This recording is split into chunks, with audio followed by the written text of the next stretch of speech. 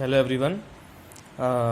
Last video में हमने IIT Kanpur का डिस्कस किया था पीएचडी इंटरव्यू एंड उसमें मेरा सिलेक्शन हो गया था आईआईटी कानपुर में। सो आज हम बार का डिस्कस करेंगे। तो आने वाली वीडियोस में हम बाकी भी जैसे आईआईटी दिल्ली और आईआईटी और भी काफ़ी आईआईटीज एंड काफ़ी इंस्टीट्यूट्स हम उनके इंटरव्यूज़ देखेंगे। तो बार का इंटरव्यू जैसे ही तो मैं हुआ था एग्जैक्टली 2:14 PM और मेरा जो नंबर था वो मेरा था 9th नंबर था मेरा।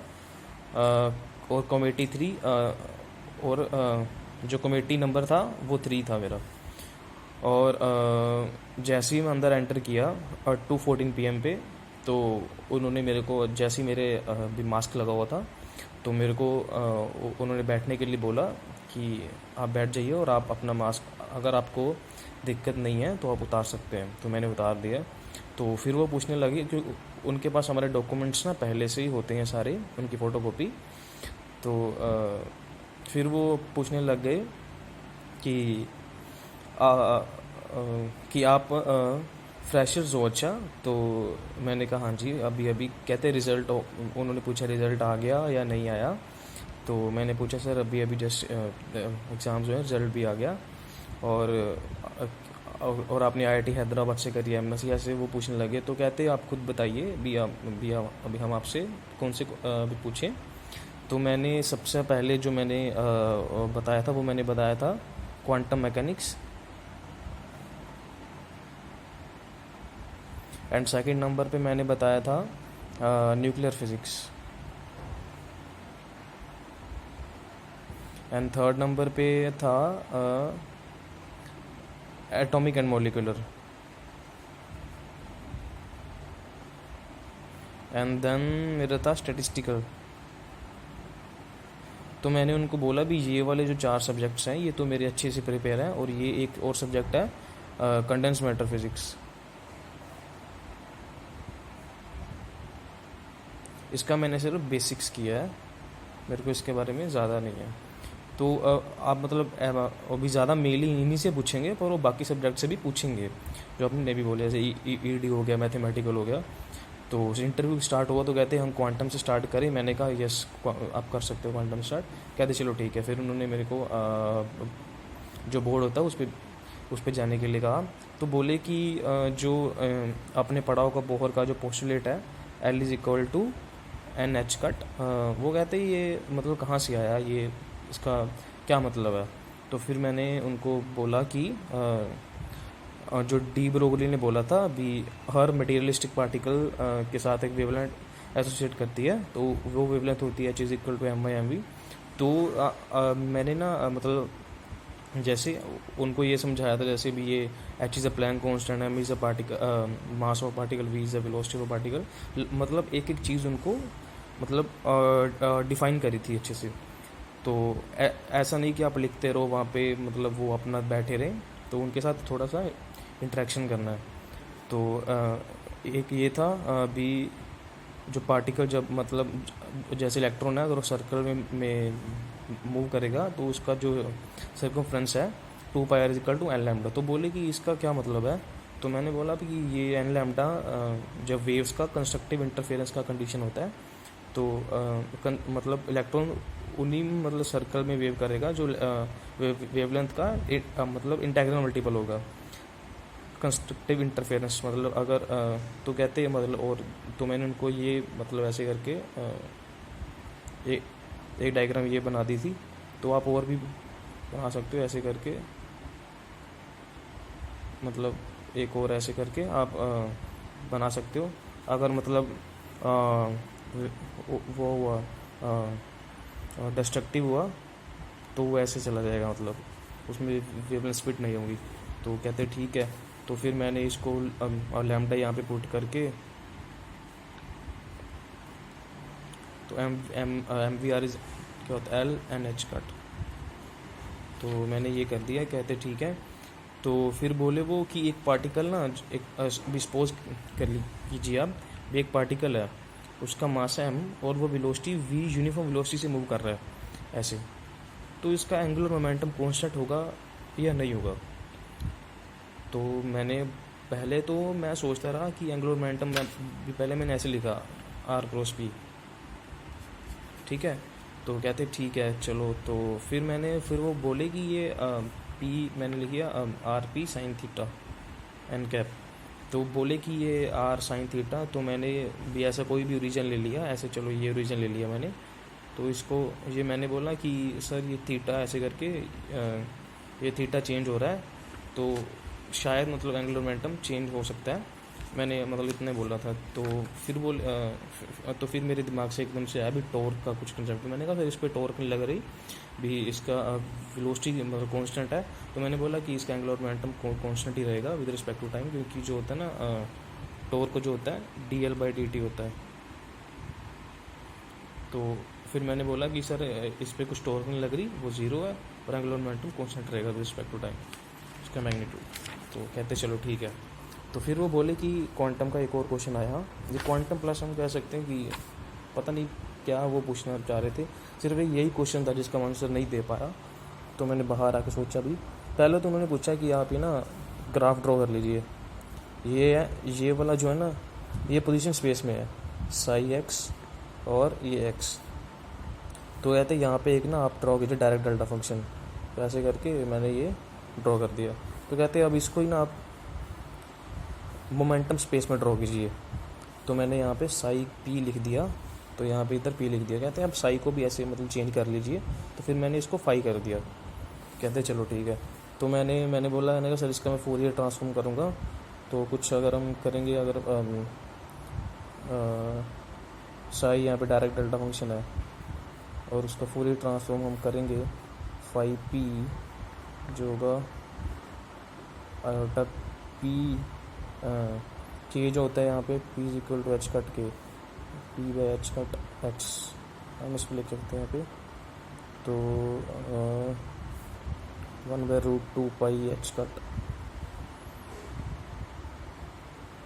डी एक्स से करके कुछ था। तो उसका यही आ जाना था, मतलब कुछ कांस्टेंट वैल्यू आ रही थी ऐसे करके। तो कहते चलो ठीक है, अगर आप तो अब आप ऐसा कीजिए। उन्होंने बोला कि यहाँ पे ना जैसे ये ज़ीरो पे है, फिर ए डिस्टेंस की दूरी पे यहाँ पे एक और डायरेक्ट डेल्टा फंक्शन है ऐसे करके, फिर 2a पे ऐसे करके, मतलब डायरेक्ट डेल्टा फंक्शन है ऐसे करते करते यहाँ पे भी, मतलब बहुत सारे यहाँ पे डायरेक्ट डेल्टा फंक्शंस हैं पूरा स्पेस में ऐसे भरे हुए हैं, और उनमें डिस्टेंस है ए करके डिस्टेंस है उनमें। तो कहते अब आप ड्रॉ कीजिए ऐसे इसको उसमें। तो तो इसको मैं सोचता रहा, तो मैंने कहा अभी रेसिप्रोकल टेस्ट करके मैंने कुछ ऐसा बोला। कहते हाँ ये ठीक है। तो कहते आपने चार्ज केटल नहीं में मतलब देखा नहीं है। तो मैंने कहा सर मेरे को मतलब याद नहीं आ रहा, क्योंकि कंडेंस मैंने अच्छे से पढ़ा नहीं है कभी, मेरा प्रोजेक्ट भी एक्चुअली जैसे हाई एनर्जी में था मास्टर्स का, तो इसलिए। तो फिर मतलब मैंने बाहर आके सोचा, तब तो मैं इसका आंसर नहीं दे पाया। वो बोले कि चलो कोई बात नेक्स्ट क्वेश्चन पे जाते हैं। तो मैंने सोचा था कि जैसे ये मेरे को भी अच्छे से पता नहीं है, तो मैंने सोचा था कि इसका प्लेन वेव्स है, जैसे अगर हम इसको लेते हैं, ये डायरेक्ट डेल्टा कहाँ पे है, x माइनस ए पे। तो इसको हम अगर ऐसे लेते हैं तो इसका आ जाएगा आंसर 1.2 पाई एच कट, इसका ये आ जाएगा छोटा P A by H cut. तो ये एक जैसे मतलब भी प्लेन वेव की इक्वेशन होगी। तो ऐसी काफ़ी सारी प्लेन वेव्स का मतलब ये भी प्लेन वेव्स का आ जाएगा, मतलब हर जो है वो हमारे पास डायरेक्ट डेल्टा पीक है, उसका हमारे पास प्लेन वेव आ जाएगा। फिर उसका कुछ सुपर पोजिशन करके एक ग्रुप ऑफ वेव्स ऐसे कुछ बन जाएगा। मतलब इसमें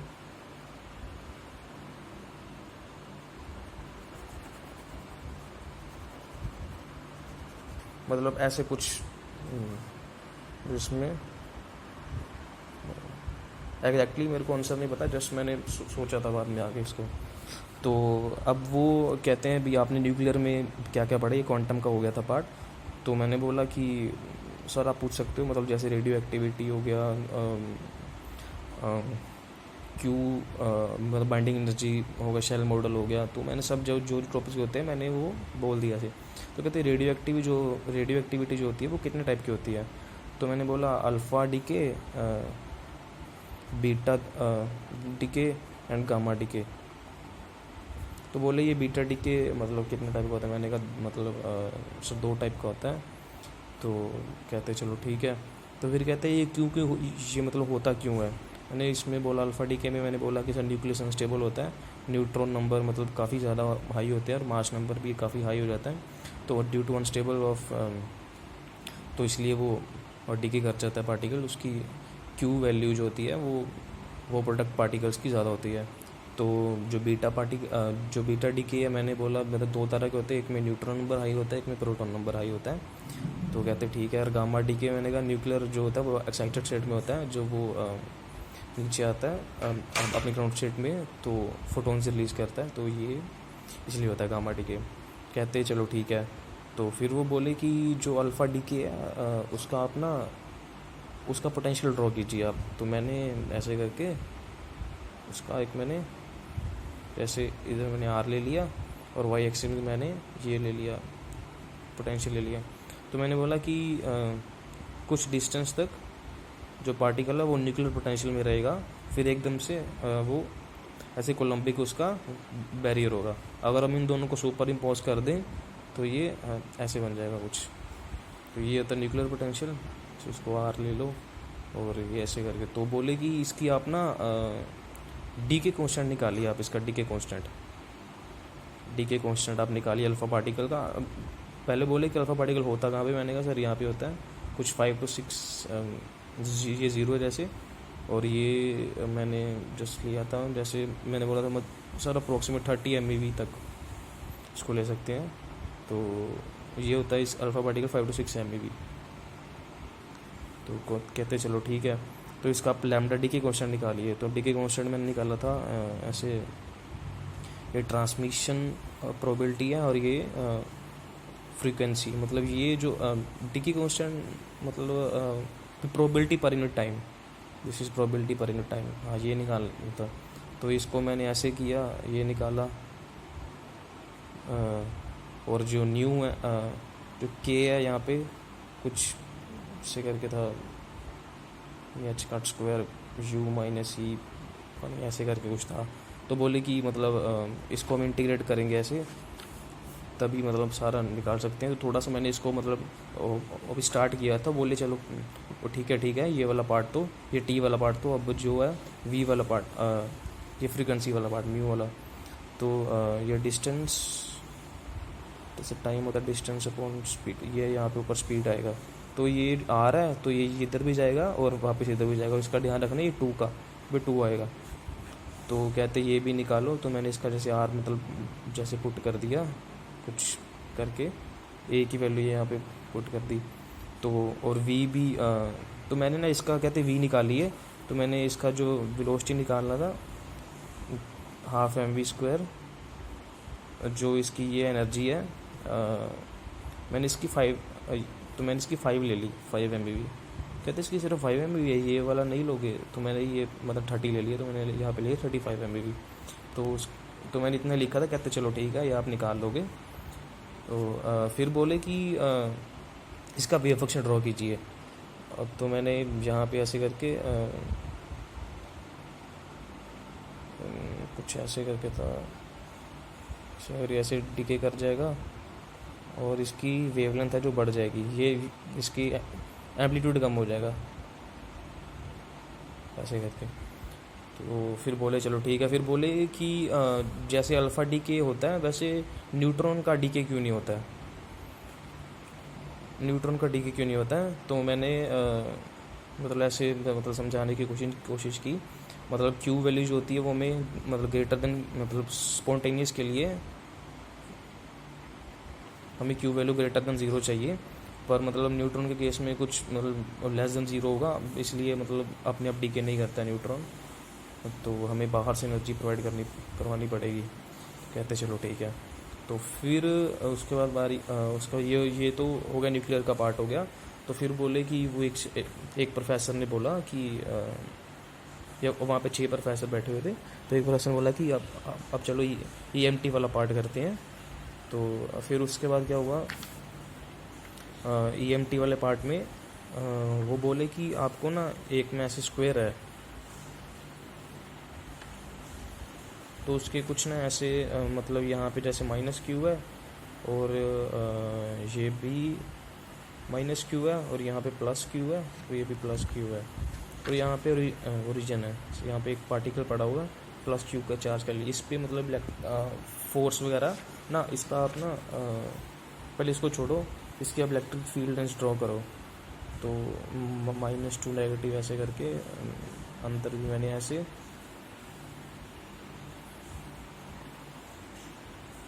शायद पता नहीं यहाँ पे प्लस था कुछ, यहाँ पे प्लस था और यहाँ पे माइनस था, हाँ यहाँ पे प्लस था और यहाँ पे माइनस था। तो मैंने ऐसे करके मतलब ऐसे मैंने ये लाइन्स ड्रॉ कर दी और एरो भी दिखा दी कि पॉजिटिव टू नेगेटिव है। ऐसा करके मतलब पॉजिटिव स्टार्ट होगी नेगेटिव पे ऐसे एंड होगी। तो मैंने सारा ऐसे ड्रॉ करके वहाँ पे दिखा दी। तो फिर बोले कि यहाँ पे एक पार्टिकल हमने रख दिया, उस पर फोर्स कितना लगेगा। तो मैंने कहा ये इसको यहाँ पे ये तो कैंसिल हो जाएगा और ये भी दोनों कैंसिल हो जाएंगे। तो कहते चलो ठीक है 0 लगेगा। फिर बोले कि अगर हमने इसको यहाँ पे अगर डिस्प्लेस कर दिया, तो उन्होंने कुछ पता नहीं इन दोनों को भी बाद में, मेरे को अभी अच्छे से याद नहीं है, इन दोनों को चेंज करवाया था। अभी यहाँ पे माइनस हो गया, फिर यहाँ पे प्लस हो गया। तो जो मेरे लास्ट में मैं आपको रिज़ल्ट बता देता हूँ, जो लास्ट में रिज़ल्ट निकला था ना, वो कुछ ऐसे था। पहले वो इधर जाएगा, फिर इधर आएगा, फिर इधर आएगा, फिर इधर ऐसे करके वो स्पायरल करता रहेगा। तो मैंने उनको ये बताया, मैं इसलिए स्पायरल करता रहा, कुछ ऐसी कन्फिगरेशन थी। तो वो खुश हुए, कहते चलो ठीक है। फिर ईडी का उन्होंने एक और क्वेश्चन पूछा, बोले कि हमारे पास ऐसे x जैसे ये वाला जो रीजन है वो x 0, ये वाला रीजन x 0 है। तो यहाँ पे मैग्नेटिक फील्ड है ना जो, वो इनसाइड है ऐसे करके। तो यहाँ पे कांस्टेंट वेलोसिटी से ना एक पार्टिकल आ रहा है ऐसे परपेंडिकुलर, ये 90 डिग्री है, ठीक है। तो अब जब वो एंटर करेगा तो मतलब, तो फिर मैंने पूछा सर वो नेगेटिव चार्ज पार्टिकल है पॉजिटिव चार्ज पार्टिकल है। तो फिर वो बोले कि पॉजिटिव चार्ज पार्टिकल ही ले लो आप, उसका मास है m है। तो फिर जैसे ही वो एंटर करेगा उसका यहाँ पे वो उन्होंने भी पूछा वो उसकी ट्रैजेक्टरी क्या होगी। तो मैंने कहा कि हम यहाँ पे फोर्स लगेगा क्या equal to v cross p। ऐसे v इधर है, v क्रॉस और v क्रॉस p, v इस साइड है और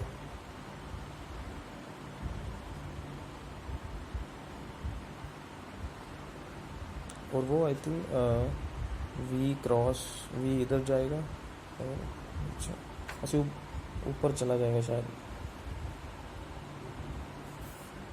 हाँ कुछ ऐसे कुछ था। और ऊपर ही जाएगा ना ये आई कैप, अगर इसको ले लें और इसको माइनस k कैप ले लें,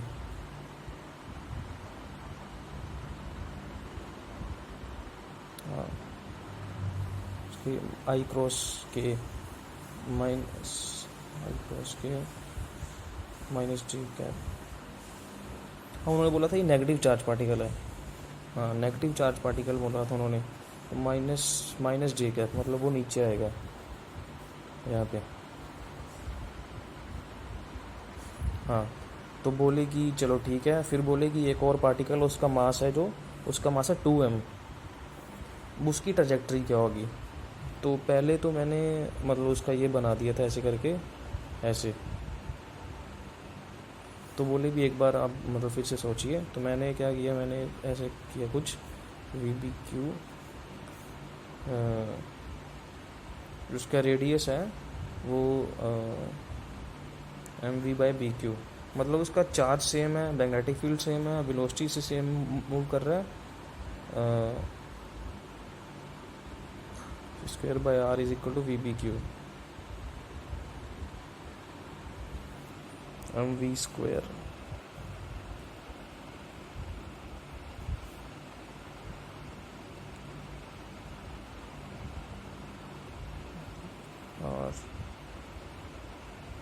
उसका आर है वो mv/bq।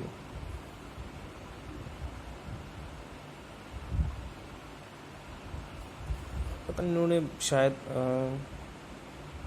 चार्ज उसका रेडियस छोटा हो। हाँ उन्होंने बोला था कि ये जो चार्ज है वो डबल होगा। हाँ चार्ज डबल होने से रेडियस स्मॉल हो जाएगा, ऐसे करके कुछ। हाँ ये वाला आना था करेक्ट। एम ये देख लेना एक बार, थोड़ा सा था। तो जो बाकी वाले क्वेश्चंस हैं वो हम नेक्स्ट वीडियो में करेंगे। ये वीडियो आई थिंक काफ़ी लंबा हो गया, तो नेक्स्ट वाले में हम करेंगे एटॉमिक मॉलिक्यूलर वाला, उन्होंने क्या पार्ट पूछा था। और देन